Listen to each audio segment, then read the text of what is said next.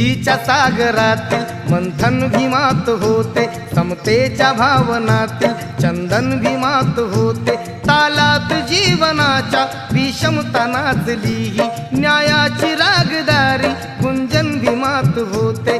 संकल्प या मनाचा क्रांती करून गेला, निधड्या मनाचा मोठा होऊन सिंह गेला। दिपविले कैक ज्ञानी माझ्या धुरंधराने, इतिहास घडविला माझ्या युगंधराने। ती आस नाही केली श्रीमंतीच्या धनाची, फुलविली बाग ऐसी येथे परिश्रमाची।